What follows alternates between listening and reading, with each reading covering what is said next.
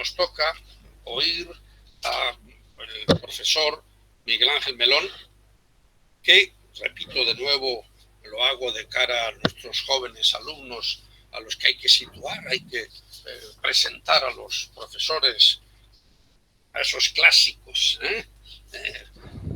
que nos han enseñado a todos en estos últimos años.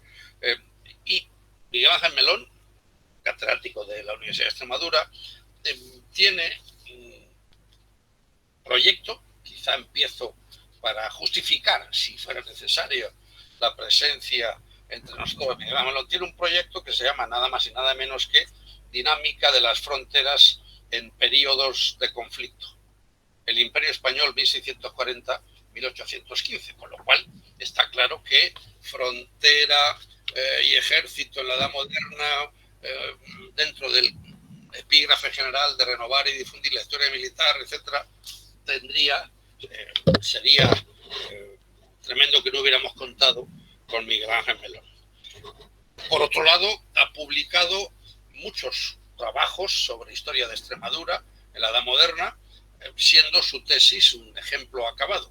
Población, Economía y Sociedad en Extremadura, 1700-1814, aunque sería injusto no recordar que ha trabajado también sobre otros muchos temas, por ejemplo, sobre la Mesta, que curiosamente es un tema de historia económica de España, pero que curiosamente todos hemos estado durante muchos años apelando al centenario libro de Julius Klein, hasta que otra serie de personas, entre otras Miguel Ángel Melón, nos han acercado a esta institución tan fundamental en nuestra historia.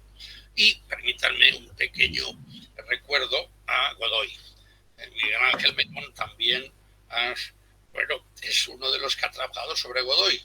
No voy a decir nada de Godoy, pero la verdad es que ya está bien que de Godoy solamente se haya recurrido al tema de sus presuntos, que ni siquiera comprobados, amoríos con la reina María Luisa, etc. Veo que Ainhoa está ahí en la pantallita y a lo mejor ella tendría que decir algo. Pero aparte de estos trabajos y otros muchos que el profesor Melón ha puesto en marcha en los últimos años, y eso quiero ponerlo de manifiesto, se ha centrado esencialmente sobre los estudios sobre la frontera.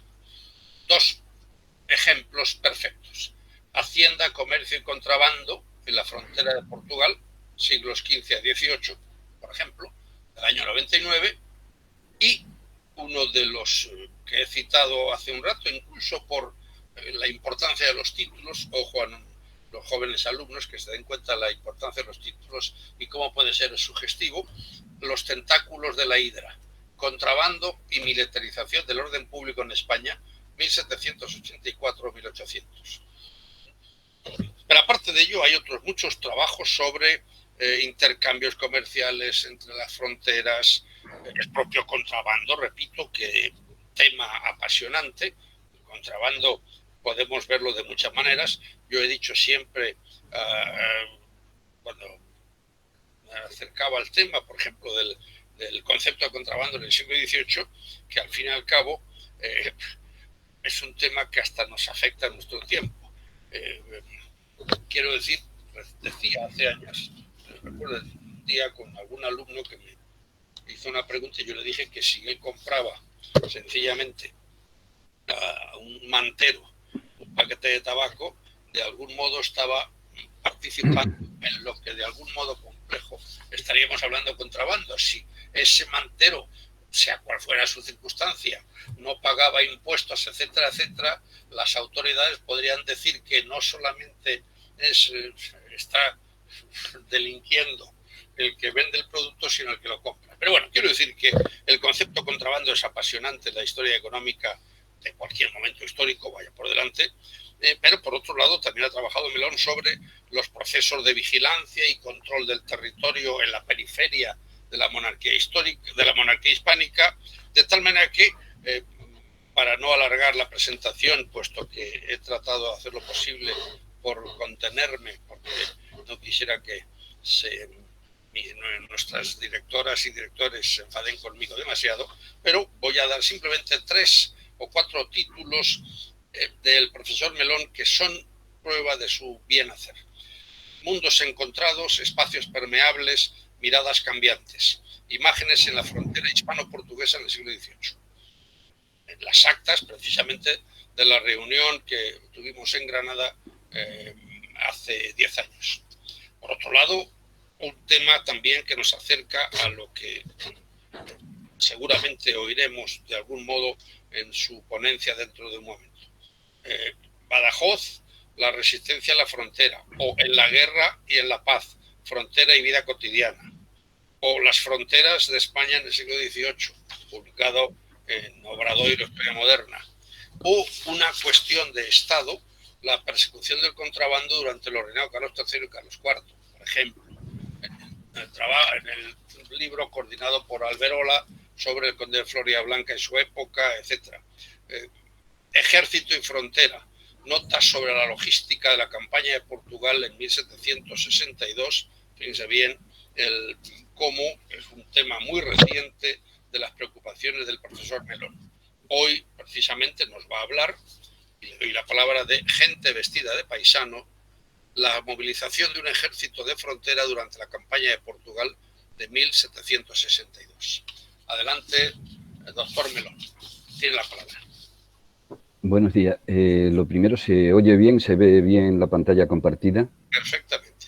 Perfectamente. Gracias, profesor Cepeda. Antes que nada, y antes de los agradecimientos y de saludarles a tantos viejos amigos, decirle que me ha recordado una vieja anécdota como de una especie de San Benito que me persigue por todas partes.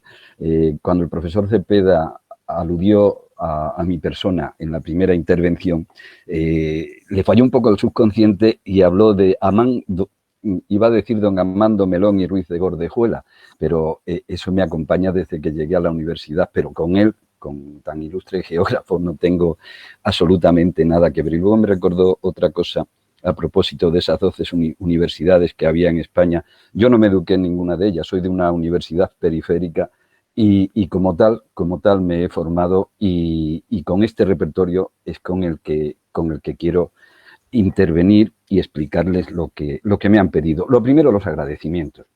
Los agradecimientos no pueden faltar a los organizadores. Cuando recibí este verano el mail de Lola, de Rafa, de Aitor y de Ainhoa, me disteis una gran alegría porque con vosotros vengo colaborando desde hace mucho tiempo.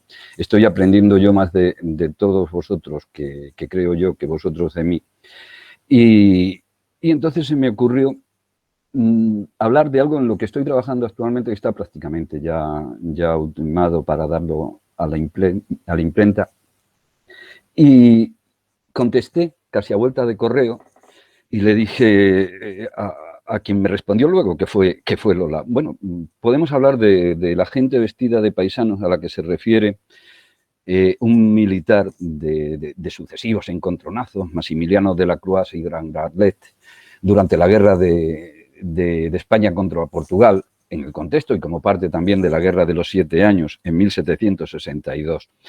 Y rápidamente me contestó ella que le parecía muy bien hablar de esta especie de ejércitos de frontera, ejércitos complementarios, tropas auxiliares, y que además sí, que Maximiliano de la Croix era un militar de grandes encontronazos, como queda probada constancia en el archivo de Simancas. Yo voy a hablarles, por tanto, de un tema que Antonio José Rodríguez ha hecho alusión a él, pero lo ha considerado en un contexto mucho más amplio. Lo que yo pretendo, en definitiva, en mi intervención, es explicarles cómo las comunidades locales fronterizas reforzaban la vigilancia o bien respondían a las agresiones del otro lado de la demarcación, del otro lado de la línea fronteriza, de la raya, en este caso de Portugal. Es decir, cómo se protege a sí misma la frontera, con qué recursos cuenta, qué mecanismos pone en marcha y, sobre todo, cómo gestiona la presión que soporta en periodos críticos, en periodos de conflicto. El modelo que propongo yo creo que sirve exactamente igual, y algún día tendremos que sentarnos a hacerlo, sirve para el análisis de las guerras entre España y Portugal que mantienen el siglo XVII, en la de Restauración, de la de principios del XVIII, la de Sucesión, en esta de 1762 o en la de 1801. El modelo de las guerras napoleónicas no vale porque ahí los intereses ya son similares a una parte y a otra. Voy a dividir la intervención en tres partes. Las dos primeras se refieren a la composición, a las características, a los problemas que plantea la movilización de un ejército de estas características, complementario, como les dije. Y la tercera, primero en Extremadura, después en Galicia. Dejo fuera por razones que les comentaré a continuación, dejo fuera la zona de Castilla que ha abordado Antonio José Rodríguez en el 17, porque es que precisamente es ahí en Castilla, la Vieja, donde se concentra el ejército que realizará la campaña de Portugal. Entonces, ese ejército prácticamente distorsiona el sistema defensivo de la frontera porque él mismo aporta desde que entra en Portugal o desde los prolegómenos cuando se establece en Zamora, pues aporta la defensa suficiente como para que solamente Ciudad Rodrigo, que es donde mejor se puede ver todo esto, pues movilice un cuerpo suficiente de milicias como venía acostumbrando. El momento elegido es, como les digo, la campaña del 62, el escenario son Extremadura y Galicia, y la documentación con la que está montado todo esto, pues procede de Simancas, procede de los archivos municipales de La Raya, porque eso sí que es importante. Hay que verlos, hay que explotarlos a fondo, hay que recuperarlos en todo lo que atañe a las guerras fronterizas, porque los mecanismos que ponen en marcha para su defensa solamente pueden deducirse a partir de lo que ellos legislan en los consistorios municipales. Es una guerra, para empezar, ahí tienen una cronología de la guerra que siempre me gusta ponerla porque como cuando hablamos la primera vez de ello y luego intervine también en la reunión de Segovia, es una guerra, le gustaba mucho decirlo a Sergio y a Rafa, es una guerra sin batallas, pero a pesar de ser una guerra sin batallas, una guerra extraña, una guerra en la que solamente hay movimientos, pequeñas escaramuzas y un asedio, que es el de Almeida, es una guerra muy peculiar, pero muy peculiar porque sin llegar a desplegarse la fase final de lo que supone una guerra, que es el enfrentamiento directo, pues no deja de poner en marcha todos los mecanismos conducentes a la guerra. La guerra yo creo que está decidida desde después del verano de 1761, tras la firma del pacto de familia entre España y Francia. A partir de ahí, solamente tres notas para situarnos. Gran Bretaña declarará la guerra a España el 2 de enero, una vez que se conozca ya y se haya publicitado el pacto de familia que se había firmado el 15 de agosto. Después España rompe ya con Inglaterra el 17. A partir de febrero se pone en marcha la convención particular que se había firmado junto al pacto de familia. La invasión de Portugal, como ven ahí, comienza el 4 de mayo y a posteriori es Portugal el que declara la guerra a España y sus siguientes, España, la que declara, después de haber invadido Portugal, la guerra a Portugal el 11 de junio de 1762. Se suma Francia y se suma después hasta el final con unos ejércitos auxiliares. Concluye el 3 de noviembre, ayer se habló de aquí de los episodios de La Habana y de la conquista de Manila, que forman parte de todo este contexto de la Guerra de los 7 años, porque España entra en la Guerra de los 7 años, lógicamente, como aliada de Francia y contra Inglaterra y su aliada de Portugal. La guerra concluye en 1763.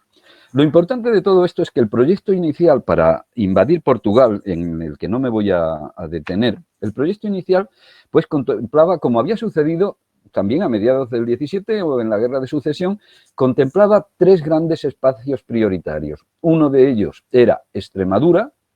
La campaña de 1580 de Felipe II pues había demostrado que era efectivo y viable introducirse por Alentejo y llegar hasta Lisboa. El otro proyecto era sería entrar por Beira, por la zona de Castilla la Vieja en dirección a Almeida, Pero al final el que se aprueba, no voy a entrar en las consideraciones, en todos los planes que se hicieron, las estrategias que se diseñaron, pero el que se aprueba es el que introduce la guerra en Portugal a través del norte, por la parte de Zamora. Y ahí se desplaza un ejército a esta zona que están viendo en torno a Zamora, se desplaza un ejército desde el mismo momento en que se declara la guerra a Inglaterra. Bueno, los preparativos venían decidiéndose ya desde antes de diciembre. Por este motivo que les digo, porque hay suficientes datos para pensar que esto iba a desencadenarse en territorio peninsular en 1762, con arreglo a los planes que se habían formado. Pues hacia esa zona, hacia la zona de Zamora, se desplazan al final el ejército que se ha montado para invadir Portugal, pero también, como en otras ocasiones, esta tercera parte, la colindante o confinante con Galicia y centrada en las plazas de Chaves y Braganzas, pero sobre todo en la plaza de Chaves, se monta otro dispositivo. Hay, por tanto, tres grandes dispositivos. El del ejército del centro, que al final, en lugar de dirigirse hacia Ciudad Rodrigo y entrar a Portugal por Almeida, lo hará por el norte, por Alcañices, por Constantín, el 4 de mayo, conquistará Miranda de Douro, Braganza, toda esta zona. Pero la parte de Extremadura y la parte de Galicia se defienden de otra manera. Tienen algunas guarniciones, pero hay que protegerla y ella misma se protege, que es lo que yo les quiero explicar aquí, se protege. El ejército que se monta y que se produce su acantonamiento en torno a Zamora, el ejército tiene aproximadamente unos 50.000 hombres. Unos 50.000 hombres entre infantería, caballería, dragones, artillería y milicias provinciales. Yo no voy a hablar de milicias provinciales aquí, porque esas van como tropas de reserva con el ejército que manda un cacereño también, el Marqués de Sarria, ya con 65 años y, bueno, todo lo que se pudiera decir, pues, es algo que atañe a la incompetencia militar en ese momento. Pero sí que les voy a llamar la atención sobre algo que no solemos tener en cuenta en estas cuestiones, y es que España está en la Guerra de los 7 años y está con un ejército. Yo me he tomado la molestia de comparar con los ejércitos que se enfrentan de una y otra parte, por ejemplo, en Praga o en las batallas de Kolín, de Breslau, de Zoendorf, de Kunersdorf, está en unas proporciones similares a esos ejércitos que están combatiendo en Centro Europa por esa parte. Pero eso no es lo que me interesa a mí. A mí me interesa explicarles cómo se comporta la frontera, cómo reacciona la frontera en esta parte. Primero, en esta parte de Extremadura, frente a Alentejo y a Beira Baixa, y después explicarles cómo Galicia también tiene su propio sistema defensivo, pero con la diferencia de que ya no es un sistema defensivo terrestre solamente, sino que es un sistema defensivo que tiene que compatibilizar la defensa de la raya seca y de la raya húmeda, que ellos denominan, con la defensa de la costa marítima. Voy a comenzar, por tanto, por Extremadura e irles explicando, para que no sea excesivamente cansino el tema, los cuerpos que se van montando y cómo se van movilizando esas tropas. Aquí tienen uno de los mapas que se hacen y que publica Tomás Lope a lo largo de este año, y es el primero que aparece, el de Alentejo, porque es que siempre se pensó que la expedición tendría que hacerse por Alentejo, porque la mejor manera de dominar un país es dominar la capital, Lisboa, como había hecho Felipe II en 1580. El problema es que hay una serie de consideraciones en las que no voy a entrar y de reuniones en el Consejo de Guerra que llegan a otra conclusión distinta y echan mano de lo que había sucedido, y había sugerido en la Guerra de Sucesión el Marqués de Bay. Pero por ahí no voy. Lo importante es que nos encontramos con que Extremadura, frente a Alentejo, y Pedro Rodríguez Campomanes lo deja escrito aquel mismo año, y cuando publica también, o cuando se publica el memorial ajustado en el que él toma parte como fiscal del Consejo contra los mesteños, deja escrito que Extremadura es la frontera más importante de la monarquía con Portugal. Y en Extremadura el comandante general, Juan Gregorio Muniain, es el que ocupa la Capitanía General de Extremadura, pero con título de comandante general, que era el que tenía siempre esta capitanía.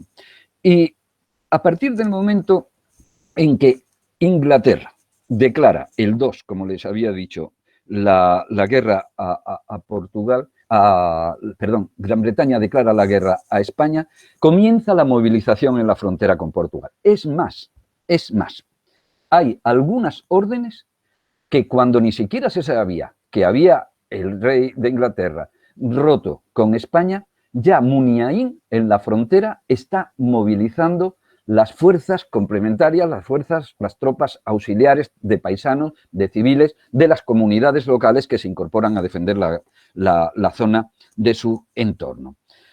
De hecho, el 14 de enero, es para ir por temas, el 14 de enero lo primero que pone en marcha es el levantamiento y pide el levantamiento en Extremadura de 4 compañías de voluntarios a caballo. Esas compañías de voluntarios... Perdón, porque es que se me ha ido la presentación. Aquí está. Esas compañías de voluntarios a caballo, según él, consagrarían la probada lealtad y el espíritu marcial de los naturales de esa provincia. Y rápidamente reaccionan los naturales y unos días más tarde el Ayuntamiento de Badajoz acuerda de manera unánime ofrecerse ciegamente al servicio de su rey y señor, a ejemplo de sus ilustres predecesores con sus vidas, con sus honras y con sus haciendas. Pero ese compromiso voluntarioso, porque todos estos cuerpos son milicias de civiles muy voluntariosas que están dispuestos rápidamente a ponerse en movimiento, pero que tienen unas carencias y unas limitaciones que si ya los tenían las tropas regulares, pues evidentemente estas milicias, estos cuerpos alternativos, pues muchísimo más. El compromiso, que es muy voluntarioso, repito, no se ve refrendado con la diligencia que se esperaba de él, porque, entre otras cosas, no se disponía de medios, como mucho. El comandante general o también Francisco Javier Solano, que es el intendente de ejército, como mucho podrían echar mano de los propios y de los arbitrios de Badajoz. Pero, lógicamente, no había suficiente dinero para poner en marcha esas compañías. La respuesta que obtiene el Ayuntamiento de Badajoz, de Ricardo Wall, y que dirige a través de la vía de Muniain, la tienen aquí en esta ficha. Ha admirado el rey que solo un caballero, cuando en otras zonas, como en Sevilla, está lleno su número, en Navarra y Aragón hay más pretendientes que compañías. El problema de estas compañías, en Aragón, en Navarra y sobre todo en Sevilla, es que las de Sevilla sí se incorporan después como parte de las milicias urbanas, pero tienen una acción patética durante la guerra por otros motivos que tienen su relación con Valencia de Alcántara, aquí en tierras extremeñas. Pero Navarra y Aragón no llegan y cuando se movilizan en las provincias, del norte de España ya es tarde y había terminado la guerra prácticamente. Y ante los problemas, para movilizar estas compañías de voluntarios a caballos para defender la provincia, lo que hacen es, en Madrid, crear directamente una compañía de Extremadura, el rey decide en Madrid crear una compañía en Extremadura y levanta otras 2 en Madrid, de voluntarios a caballo, una a cargo de Luis Legrand y la otra de Manuel de Tansí. Con lo cual, ahí el levantamiento está controlado en Extremadura por Muniain, pero desde Madrid es Alejandro O'Reilly el que se encarga de vigilar el que se formaran estas partidas de voluntarios a caballo. El otro instrumento del que dispone son las milicias urbanas. Las milicias urbanas que ya por orden del 1 de enero, a la que yo hacía alusión antes, Muniain las arma, les da municiones y los fusiles y las armas cortas que tiene, pero no solo a los 2 batallones de milicias que había en la plaza, que son también urbanas porque son al final 14 las que están en Badajoz, sino que arma a otras 12 compañías de milicias antiguas. Y en esas milicias antiguas, según él, se habían presentado todos sus vecinos como a porfía. Su número excede de 2.500 hombres útiles para el manejo de las armas, sin que ni los de avanzada edad quieran quedar excluidos del honor de ser empleados en el real servicio, de modo que con la mejor voluntad y mucha satisfacción mía desean imitar y aún exceder el ejemplo de sus predecesores. Esto es algo que siempre se alude, sea en Galicia y sobre todo en Extremadura. Siempre se quiere imitar a los predecesores, a las gentes que habían oído, que habían luchado contra los portugueses, fuera en la guerra de sucesión, fuera en la guerra de restauración.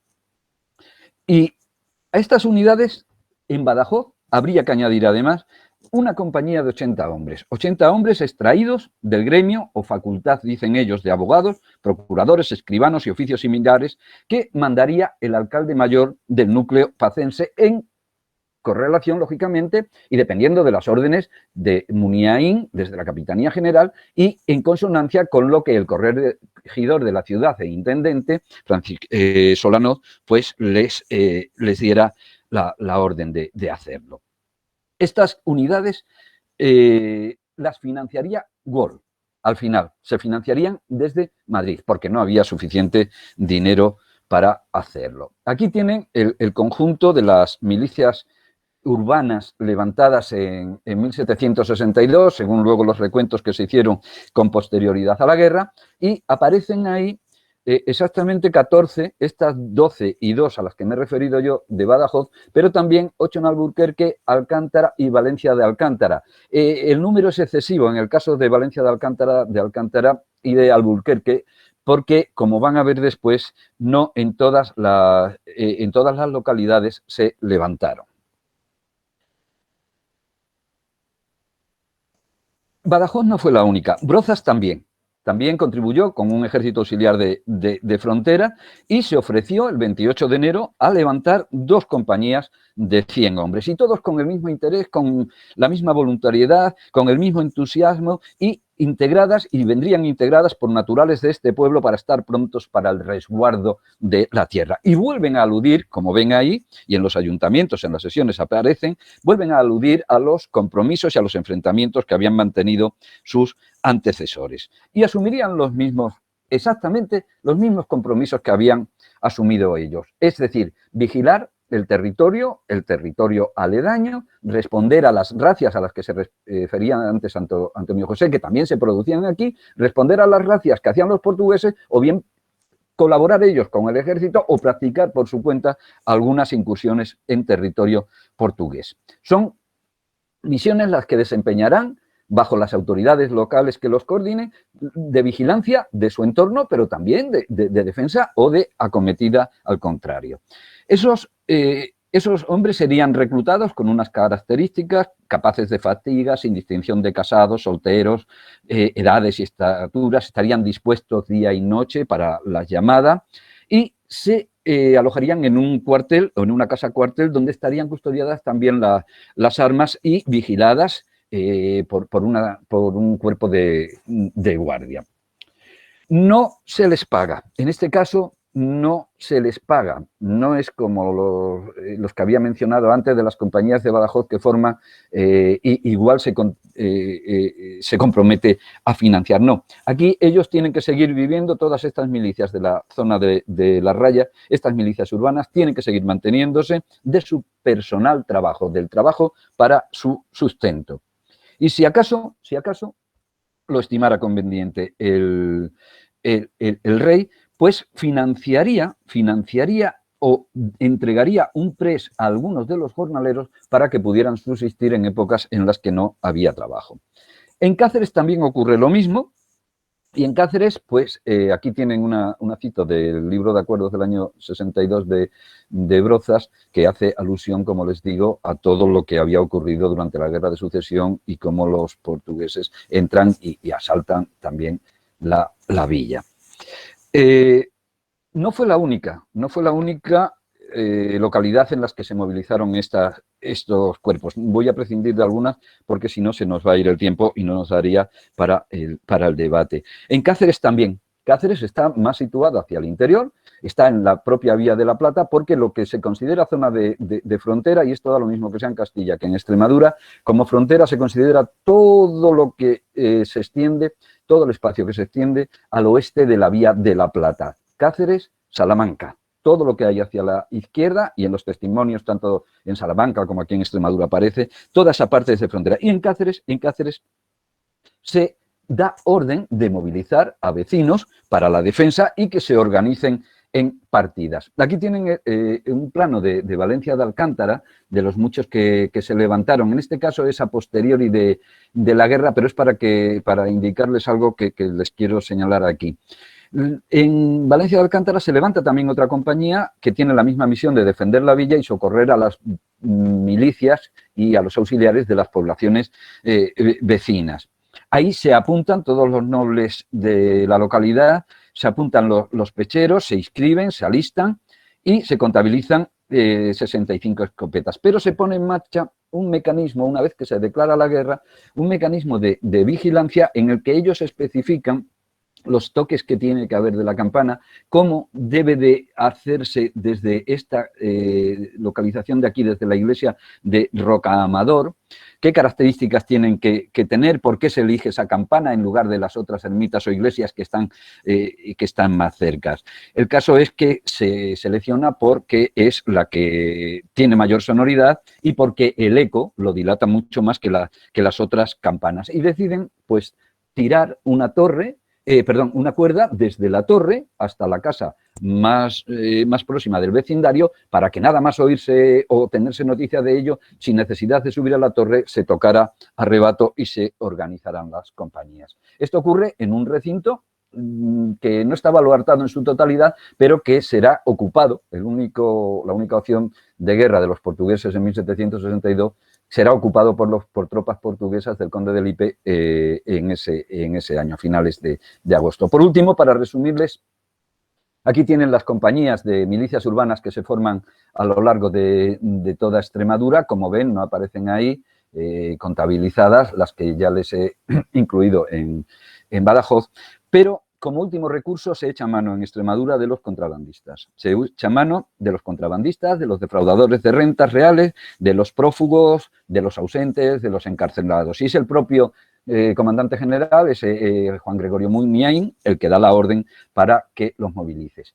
Y es más, el marqués de Sarria, Nicolás de Carvajal, que es el comandante en jefe del ejército en Castilla la Vieja, propone movilizar hasta 1000 hombres extremeños, dice él, de la frontera de Portugal, considerándole utilísimo por la calidad de tiradores los más y por el conocimiento que tienen de las sendas.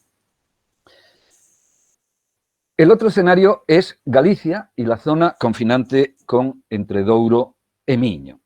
El noroeste de Portugal y la parte de la frontera de Galicia es pródiga en movimientos de todo tipo, desde antes incluso de que entraran las tropas en Portugal, desde que se supo ya que Inglaterra había declarado la guerra a España, desde que lo publicaron las gacetas y desde que se supo en las capitanías generales. En este caso, la de Galicia era el marqués de Croix, Carlos Francisco de Croix, quien mandaba la capitanía. Había tropas, había un contingente de casi 3000 soldados de tropa arreglada en Galicia, y la defensa de la costa, como bien saben los especialistas en la materia, estaba pues fundada sobre una serie de reductos fortificados que vigilaban y defendían las rías, no voy a entrar en ellos, de los cuales los más importantes son el castillo de San Felices y la Palma. En los restantes había menos bocas de fuego, menos artilleros y menos dotación, pero ahí el tema está en que en Galicia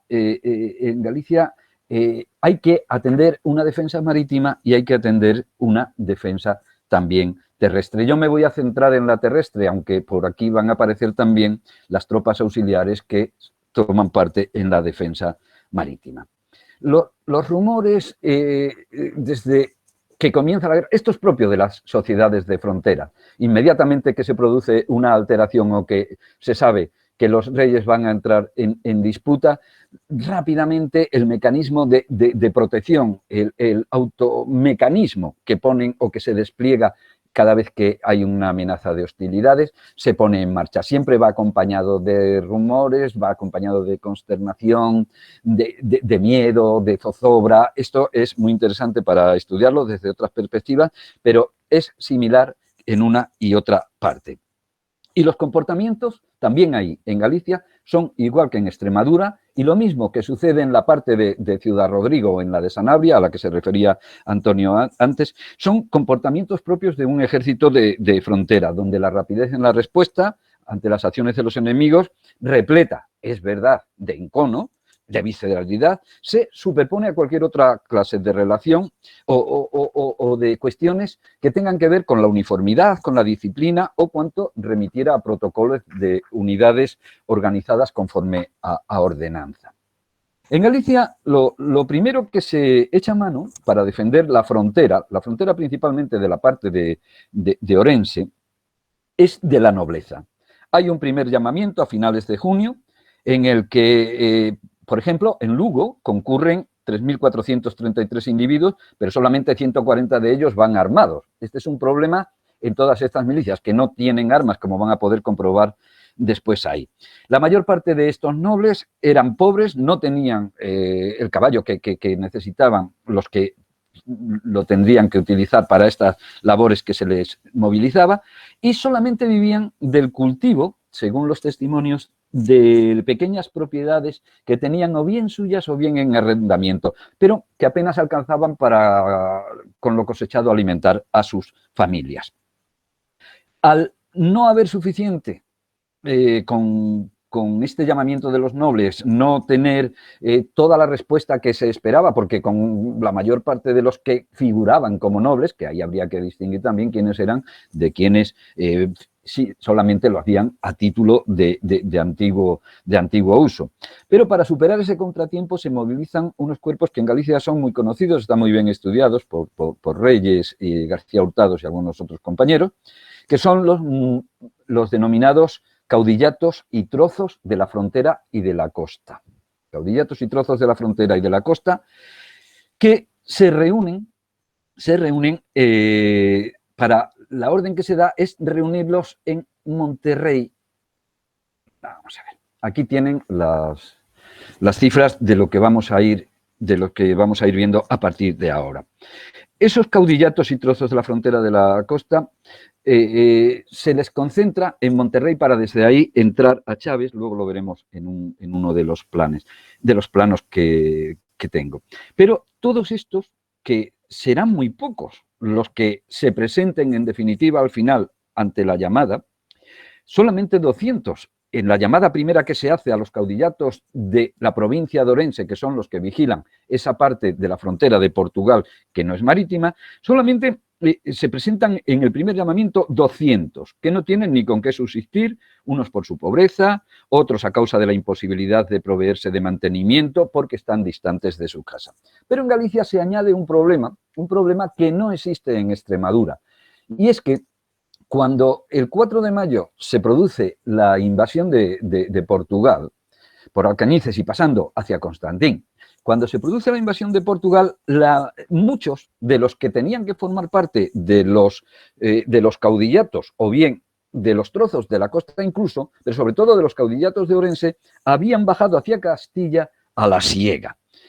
Con lo cual, y además lo habían hecho con autorización del propio rey, por una resolución en la que se les permitía, como todos los años venían haciendo desde siglos antes, pasar a las siegas y a las labores de Castilla, que fueran también con sus mujeres, sin obligación de llevar testimonio de que fueran esposas, que fueran hijas o que fueran hermanas. Es entonces cuando se plantea el problema, cuando comienzan las llamadas a la movilización, se plantea el problema y el dilema de reclutar hombres para la guerra o bien permitir que trabajaran en esos territorios que estaban cubiertos, los de Castilla, por el ejército principal que iba a realizar la invasión de Portugal, o que trabajaran en la siega para abastecer de pan tanto al reino y de alimento a los ganados, pero también al ejército que estaba soportando Castilla. Lo que se hace es revocar la gracia y que los gallegos, porque interesaba defender tanto la costa de gallega como la zona de la frontera con Portugal, lo que se hace es revocar esa gracia que se concedía para que regresaran todos inmediatamente a sus casas. Y a partir del verano de 1762, cuando ya tiene lugar el regreso, los ayuntamientos gallegos de la zona fronteriza están repletos de escritos, de órdenes, de llamamientos a que se alisten los nobles e hidalgos, a la movilización de los trozos y los caudillatos, a formar compañías de milicias en los principales núcleos que tienen ahí. Ahí ven la composición, en ese cuadro, la composición de las compañías de milicias urbanas. La he dejado ahí, he puesto el caso de Extremadura para que vean que son exactamente las mismas y el número de individuos también igual, 2.600 aquí, 2.500 en Extremadura. Era la manera de tener compensados los frentes con estas tropas que servían de refuerzo. Ahí tienen el número de trozos de la costa que fueron llamados. También a movilizarse están los caudillatos de Orense y los nobles. Total, un ejército, fíjense, que no es el ejército de tropas regulares, es un ejército que quiere movilizar 39.937 individuos. Esto no se puede hacer en Extremadura porque solamente tenemos las compañías a las que me he referido y como mucho son 2.500 los que hay. Lo que pasa es que en Extremadura también está Badajoz, que cubre con el ejército desde la Capitanía General toda la parte sur de la provincia de Extremadura. Lo siento, no sé cómo ayudarte. Oh, perdón, este es el Google. Perdón, es el Google este que le hablas y dice cosas más raras a veces que nada.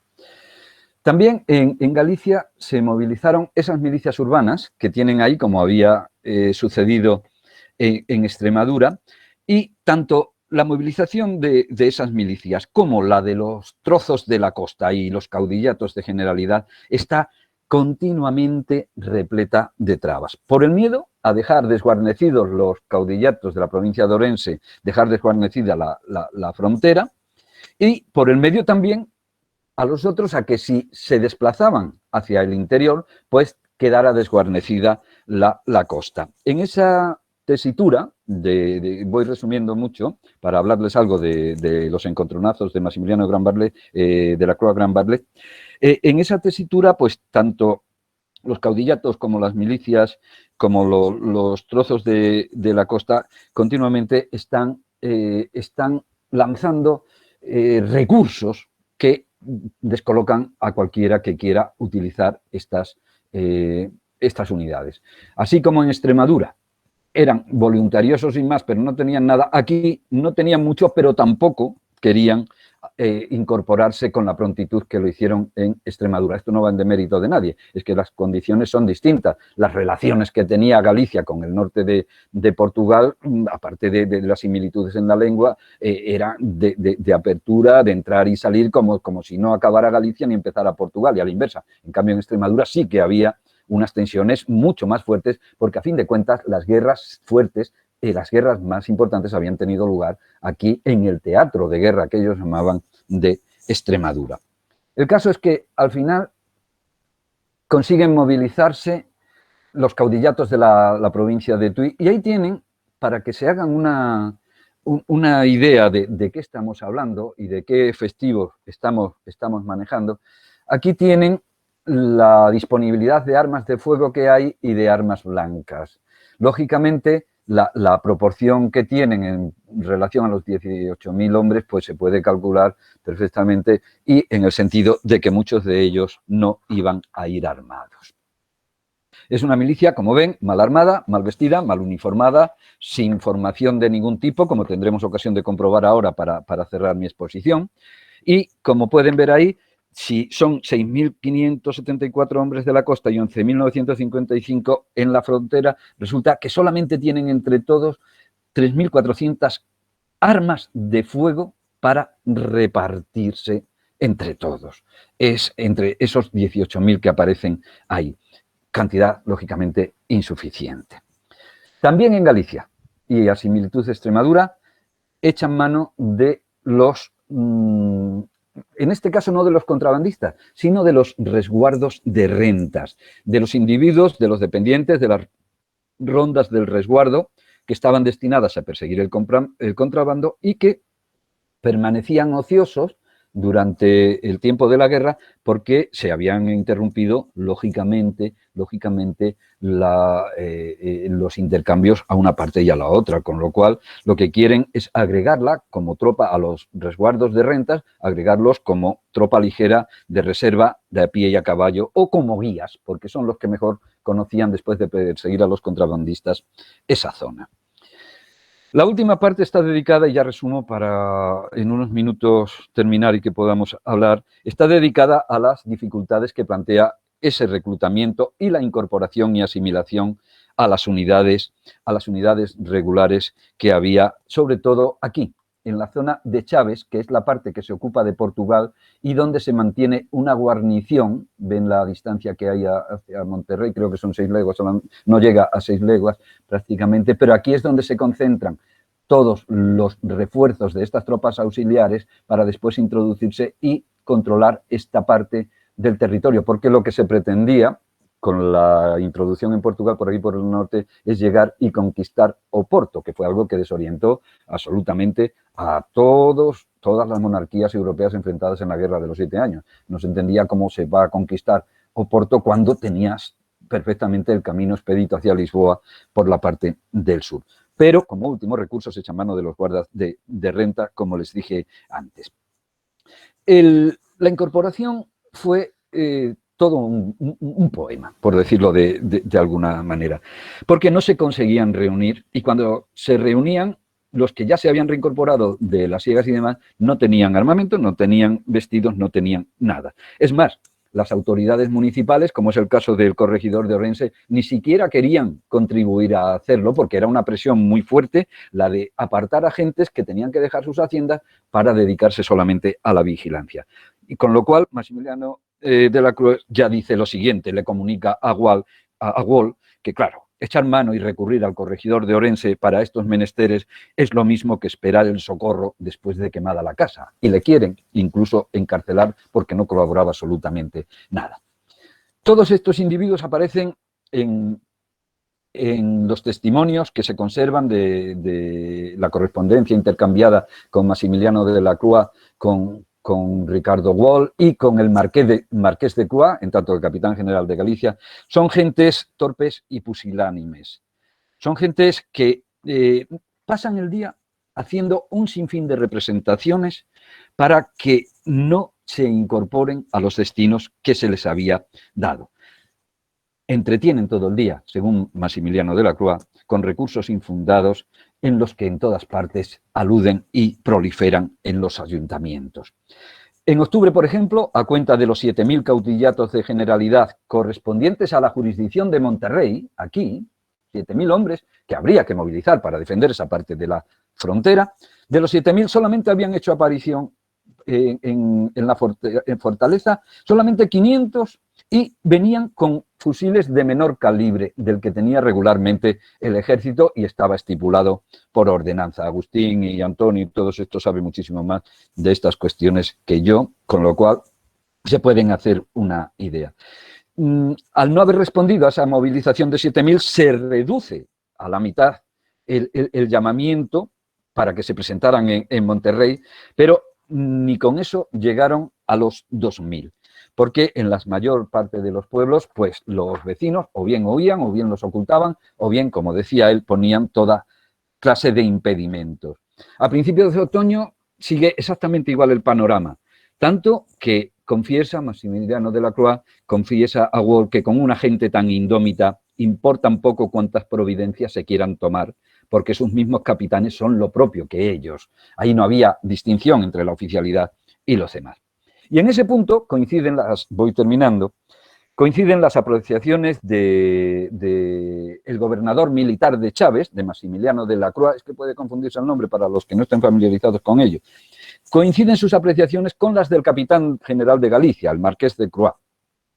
En ese punto, tanto unos como otros no podían contar con estos individuos, con estas tropas, con estos cuerpos, con estas unidades auxiliares, con la prontitud que requerían. Entre otras cosas porque además de no disponer de armas, de no tener formación, de no estar vestidos, todos aluden inveterados achaques para no incorporarse.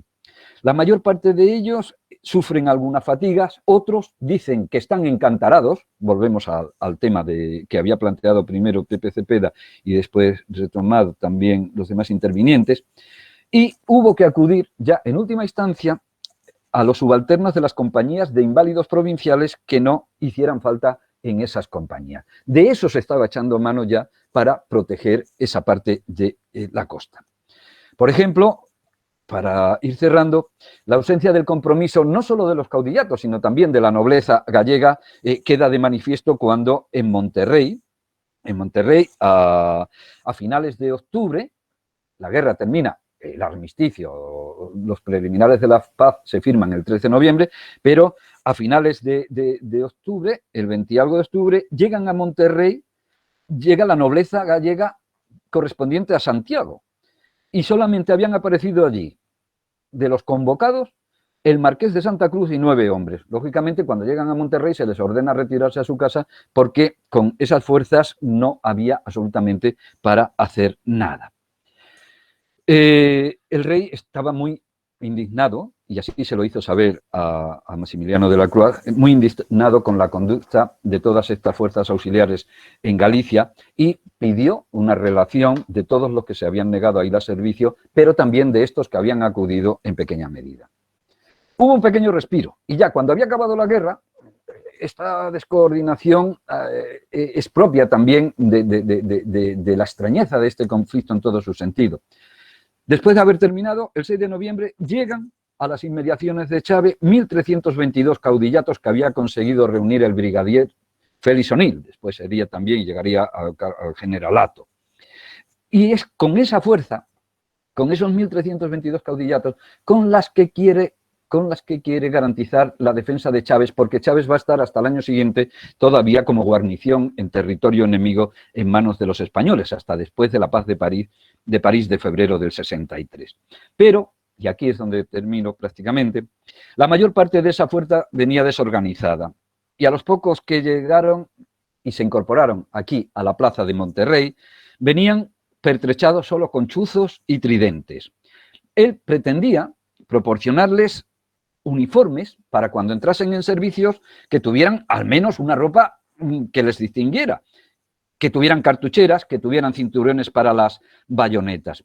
Y con ello evitaría lo que él decía, que se formaran en las paradas o estuvieran de guardias en las puertas o garitas con monteras, gorros y gambetos de todos los colores. Y mucho menos que estuvieran estos cuerpos, compartieran espacio con otras tropas regulares que sí que estaban uniformadas. Lo que no quería es que fueran en traje de paisanos. Esta expresión la vuelve a utilizar y es la que da título a la charla, a la intervención que estoy teniendo. No quería gente en la parada vestida así, con estos términos, gente vestida de paisano y mezclada. Eso suponía incorporarlas a las unidades regulares para que completaran los muchos soldados que como consecuencia o por la epidemia de fiebres tercianas que se había generalizado, pues habían dejado muchísimas vacantes. Pero al llegar ya la orden definitiva de suspender las hostilidades el 11 de noviembre y luego ya desmovilizar a las tropas a partir del 4 de diciembre, todo esto que pretendía Maximiliano de la Croix agregarlo ya no pudo. No sin antes haber chocado con los coroneles de los regimientos que le pusieron todo tipo de impedimento, sobre todo para justificar cómo le iban a dar las ropas o las cartucheras o las armas que les prestaran a estos caudillatos recién llegados, si luego en una visita de inspección no podrían justificarlo. Y ahí los enfrentamientos con el Marqués de Mos, con los condes de San Bernardo y de Boroseiro, con Diego de Oca, Cadórniga, Rivadeneira o con José Antonio Taboada y Mosquera, pues fueron muy fuertes. Al final, a partir del 11, retornaron a sus hogares, como había sucedido también en Extremadura. 3 palabras para terminar.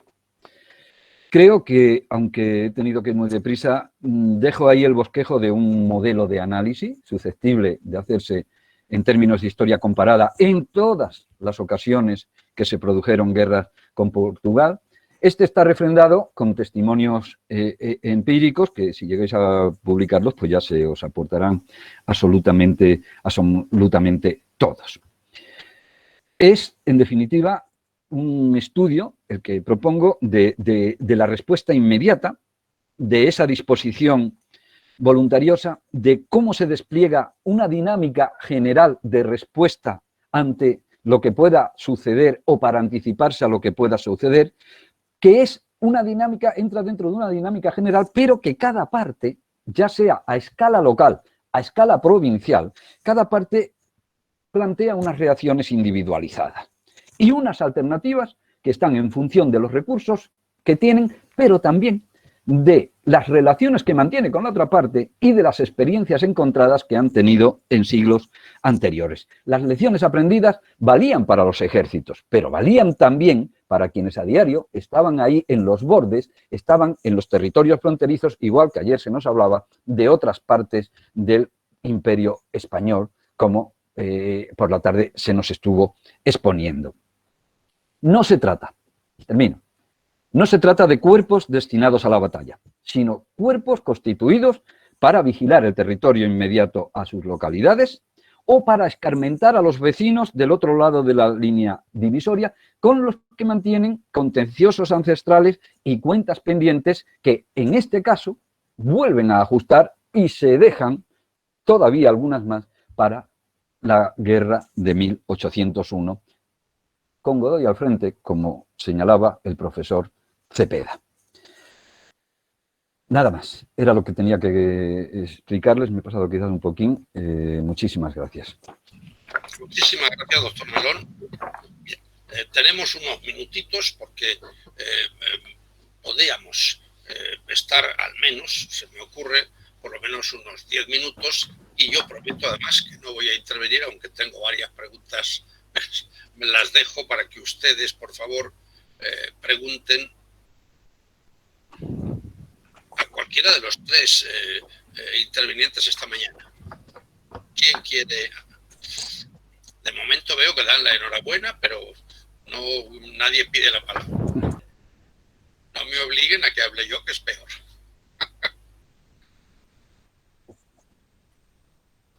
No hay nadie que vaya a plan. Bien, entonces, escuche, voy a provocar yo una cosa. ¿Saben lo que he hecho de menos? Es que ninguno hemos hablado hasta ahora de algo importante. El papel de la mujer en estos temas. Es decir, el reclutamiento, qué papel tienen las mujeres, en fin, pero bueno, es simplemente porque tenemos obligación. Hay una pregunta. Adelante, Óscar Díaz. Adelante. Hola, ¿me oís? Sí, ¿no? Sí, perfectamente. Vale, yo quería hacer una pregunta a Agustín. ¿Qué tal, Agustín? Te quería preguntar sobre los impuestos en el transporte de las armas por el Ebro. Si había que pagar impuestos en el bocal, si no. Como sabes, en el tema de las maderas, aunque sean para la Armada, en muchas ocasiones hay problemas de impuestos. Y nada, te quería preguntar si con las armas sucedía lo mismo o no. No, el asentista de transportes, de conducciones, como se decía entonces, tenía salvoconducto para poder transportarlas. Sí que es cierto que algunas veces las autoridades locales ponían pegas, pero el salvoconducto servía. Más problemas que con los impuestos tenía con las barcas, porque claro, no siempre se encontraban barcas adecuadas y había veces que forzar a los propietarios de barcas para poder llevar las municiones, ¿no? Pero, y las barcas sí, lógicamente, tenía que pagar el transporte. Pero de impuestos, no. Que yo sepa, no. No tenían que pagarlo. Muchas gracias. Doctora Herrero, tienes la palabra. Muchas gracias. Yo lo primero quería felicitar a los tres ponentes de la mañana, que han sido magníficas intervenciones y hemos aprendido muchísimo de los tres, como siempre, por otra parte. porque son parte de la red imperial y hemos aprendido durante estos últimos años. Y he creído ver si me equivoco, pues por eso hago esta reflexión, ¿no? He creído ver un lugar común en todos los territorios de frontera. Singularmente aludió Antonio José a las fronteras castellanas y después Miguel Ángel Melón a la de Extremadura. Constatamos una vez más lo esquilmante de la guerra para la frontera, para los habitantes de la frontera, para los pueblos de la frontera, la percepción esquilmante, ¿no? de una situación de conflicto, una situación de defensa, pero también constatamos, quizá, los trienios que tienen todos los territorios fronterizos, que llevan en su ADN la respuesta en la defensa inmediata. Esto pasó también, pasará después también, por ejemplo, y había pasado históricamente antes, en los sitios de Gerona, en la Guerra de la Independencia, ¿no? Es decir, son zonas expuestas, La Raya, toda la zona de Pamplona igualmente, Castilla. Estas son zonas expuestas a las invasiones y a tener que dar una respuesta que les cuesta a ellos. Es decir, que ellos mismos tienen que defender ese territorio, ese trocito de territorio donde están sus familias, están sus tierras y están su medio de vida. Y luego en Portugal, precisamente para la movilización de la guerra de 1802, la Guerra de las Naranjas, yo pude manejar documentación sobre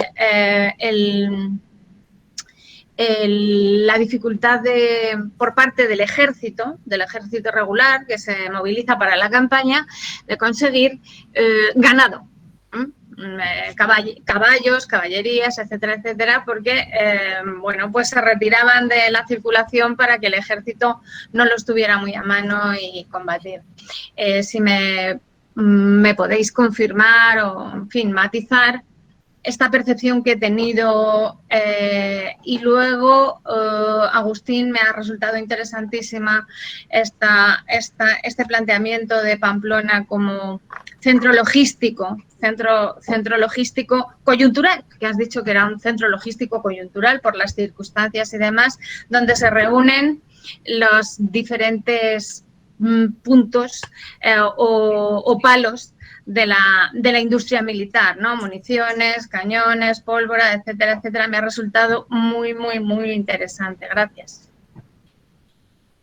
Puedo empezar. Lola acaba de proponer 3 tesis doctorales. Ni más ni menos, claro. El término de esquilmado es lo que mejor define lo que ocurre en estos territorios durante siglos. Yo cuando he estado hablando de la parte de Extremadura, da igual que sea de Extremadura que sea de Castilla la Vieja. Primero agotan Castilla y luego ya van desplazando hacia el sur del frente en el 62 y agotan Extremadura, la esquilman por completo todos los recursos. Esa sería una primera tesis, cómo se agota, pero no solo la frontera inmediata. Agustín lo estudió también, sino los territorios más distantes de la frontera que se incorporan y contribuyen en menor medida. Porque en todas las guerras todo el mundo sacaba una parte de beneficio. Lo decía Pepe al principio, ya Napoleón lo comentaba. Dinero, dinero, dinero. Claro que es dinero, dinero, pero no solo. Las zonas fronterizas yo creo que son las que menos dinero ganan con la guerra con Portugal. Eso como axioma, por lo que, y a lo mejor Antonio José también lo puede corroborar, porque lo mismo los asientos de una época que de otra no son de Extremadura, no son ninguno ni prácticamente de Castilla. En cuanto al agotamiento y demás, tú hablas de trienios, yo diría sesenios, de zonas expuestas a eso. Y luego, lo que sí te digo también es que tienes razón, que esa sería otra tesis, pero claro, no podemos hablar de todo a la vez. Las reacciones de Portugal, me alegra que lo tengas estudiado en 1801 y demás, porque es muy interesante las reacciones de la otra parte. Yo podíamos haber hablado de esto, pero entonces era otra hora y yo solamente tenía, claro. Ya me he pasado en lo mío. Pero por eso te digo que tienes ahí 3 tesis doctorales para poder comparar qué es lo bueno que tienen estos territorios de una parte y de la otra. Da igual que sea en España, que sea en Sudamérica, que sea en las fronteras de Europa, porque aquí las guerras están... como decía Pierre Vilar, la historia del mundo se escribe en gran medida en las fronteras y eso es así. Muchas gracias. Gracias. Hola, buenas. Bueno, hablaré yo ahora un poco por alusiones. Bueno, pues básicamente respecto a tu pregunta, Lola, pues sí, es evidente. Lógicamente, la movilización militar sostenida en el tiempo pues hace esquilmar una región, pero también a muchos kilómetros de la frontera, no solo la región inmediata. Y más cuando estamos hablando de conflictos que en muchos casos pues duran, el caso de la guerra de restauración es una guerra muy larga. Las guerras del siglo XVIII también son esquilmantes, son importantes, pero quizás son menos extensivas en el tiempo, ¿no? Y aunque se trate en muchos casos de bueno, pues una guerra de frontera, una guerra fundamentalmente defensiva, realmente es una guerra de una intensidad media, pero también muy destructiva. Básicamente porque también estamos hablando de zonas bastante pobres de la geografía española. La frontera de Castilla, especialmente, pues es una de las fronteras más atrasadas. Yo cuando visitaba de joven toda esa zona me sorprendía en muchos casos pues la pobreza de la región del Sayago, etcétera. Claro, sí, entonces, bueno, pues sí que es cierto que estamos en una zona pues ya de por sí pobre, que encima tiene que soportar una carga militar excesiva. Además, que estamos hablando de una zona como es Extremadura, como es Castilla, etcétera, en la que, bueno, pues la propia monarquía se va a adecuar muy mal, porque acostumbrada a luchar en el norte de Milán, en Italia, o claro, en Flandes, que se puede luchar durante casi todo el año, o una parte importante del año. En Extremadura el calor hace que no puedas luchar en muchos meses del verano, que supuestamente es el momento idóneo para hacer una invasión. Además, bueno, pues la caballería no puede pastar los pastos que a lo mejor podrían hacer en Flandes, en Milán. Tiene que haber mucho cereal, mucha cebada para el mismo. La caballería del ejército de Extremadura, en su punto álgido de la guerra de restauración, estamos hablando de casi 9.000 jinetes. Es una cantidad enorme. Y sí, evidentemente es, parte de ello que la despoblación del atraso, en cierta manera, se debe a la guerra. Estas regiones seguramente, si no hubieran padecido estas guerras, seguramente tendrían más población históricamente hablando. Y luego también habías hecho algo en relación en cuanto a los caballos, ¿verdad? Sí que es cierto que siempre me pareció muy curioso en cuanto al hecho de que, bueno, pues por ejemplo, en la Guerra de Restauración los portugueses son deficitarios dentro de sus propios suministros, son deficitarios de armas de fuego en general, no tienen unas fábricas, tienen que importar sobre todo, pero también, por ejemplo, de los caballos. De hecho, la monarquía está muy preocupada porque incluso los portugueses muestran interés por encontrar caballos de calidad en el norte de África. Y en muchos casos en la Guerra de Restauración lo que hacen es, coger los caballos de los desertores españoles, los que les compran las armas y les compran los caballos, ¿no? Es algo muy curioso que también tiene que ver con la miseria. Es decir, estamos hablando de en muchos casos soldados que han sido obligados a combatir, estamos hablando de soldados de un estado miserable que no son pagados, lo normal. En esta época estamos hablando de soldados que a lo mejor con suerte reciben 3 medias pagas a lo largo de un año. Es decir, el pan lo consiguen, pero más allá de eso, pues no. Lo cual hace que, bueno, pues es lógico que muestren la primera salida que encuentran para huir o que incluso pues lleguen a vender al enemigo su arma o su caballo, que además, y tener un pasaporte franco para irse por otro lado de la frontera y volver a su hogar, ¿no? Es evidente que la guerra es muy estructurada. Y aún así sí que es cierto que hay unos pocos que se benefician de la guerra, pero vamos, estamos hablando de una minoría, de una élite que generalmente son muy poquitos, ¿no? Unos cuantos empresarios, por ejemplo, el asentista del pan de munición de Extremadura, pues hombre, lógicamente se hace rico con esa administración, sobre todo porque venía prácticamente de la nada, ¿no? En esta época. Pero bueno, quiero decir, la guerra en general perjudica a muchos, pero beneficia a unos pocos, en la realidad, lamentablemente. Gracias. Pues todo eso lo extiendes a lo largo del tiempo y lo que acaba de decir Antonio y te ha respondido es exactamente el mismo modelo que tengo yo para el 18. Claro. Por eso me refería yo antes a los patrones de conducta, él los acaba de sintetizar exactamente, igual. Y respecto al atraso de las zonas fronterizas, es que es así, la parte de Castilla. Tú has visto la de Castilla detenidamente. Algún día tendremos que recorrer esta de aquí de Extremadura con más detalle, porque es todavía más mísera que la de Castilla en el norte. Badajoz no, Badajoz ya es otra cosa y por eso Olivenza es lo que fue. Gracias. Sí, yo estoy de acuerdo con lo que habéis dicho. Me parece que la incidencia de la guerra en la frontera depende de cómo sea esa frontera previamente, ¿no? Si es una frontera que de por sí es rica, pues puede tener problemas coyunturales, pero también, además de los problemas, también hay oportunidades. Y si en la zona ya es pobre, pues probablemente la guerra lo empobrezca más, ¿no? O sea que quizás, aunque haya unos parámetros generales aplicables a todos, las diferencias pueden ser grandes según el territorio concreto del que estamos hablando, ¿no? En Navarra, en concreto, pues también hay guerra bastante frecuente con Francia y, sin embargo, no se nota ni en la zona navarra ni en la zona francesa que sean lugares especialmente pobres. Tampoco especialmente más ricos que otros lugares, pero no. O sea que, bueno, que habría que ver cada caso en su detalle, ¿no? Y creo, y respecto a lo que decías, Lola, del centro logístico coyuntural, bueno, a ver, yo he insistido en que era coyuntural, en concreto, la fábrica de cañones de bronce, que fue coyuntural, también algunas actividades de fabricación de cañones de hierro también fue coyuntural porque terminó en el 19. Pero, sin embargo, hay dos elementos clave que mantienen a Navarra como centro logístico, al menos durante todo el siglo, o tres, por añadir más. Uno, la fábrica de municiones de UGI, que esa dura todo el siglo hasta el año 94. Y el recorrido de UGI, Pamplona, Tudela y a Tortosa va a ser siempre el mismo.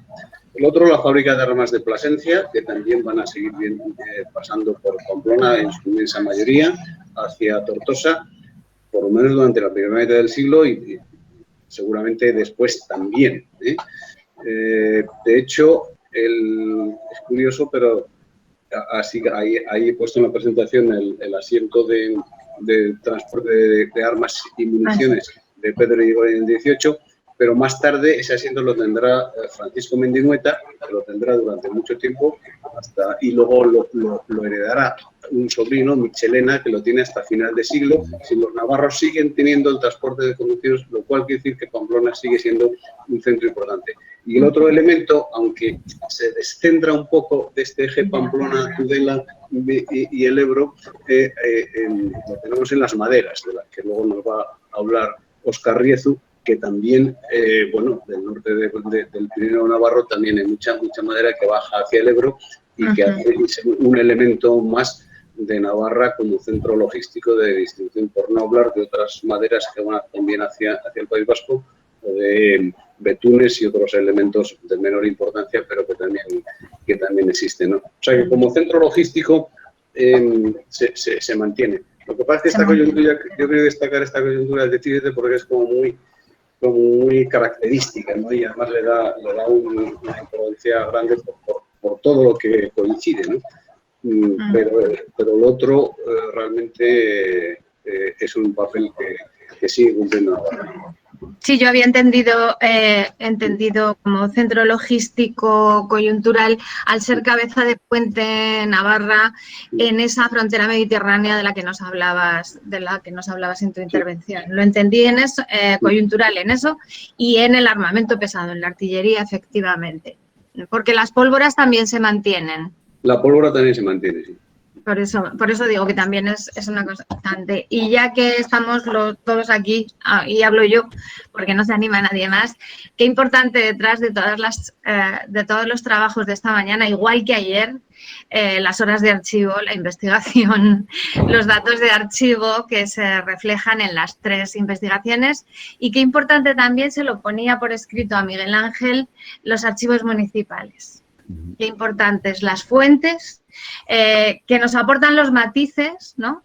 Que los archivos generales, por supuesto, encontramos el corpus documental importante, pero los matices para estudios del caso y demás son importantísimos los archivos municipales. Gracias a los 3 por vuestra respuesta.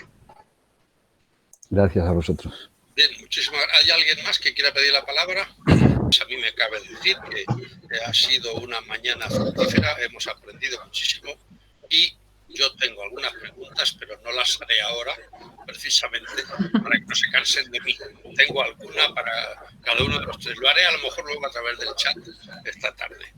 Muchísimas gracias a todos y enhorabuena a todos. Muchísimas gracias. Muchas gracias, doctor Cepeda, por su contribución a esta reunión científica. Muchas gracias.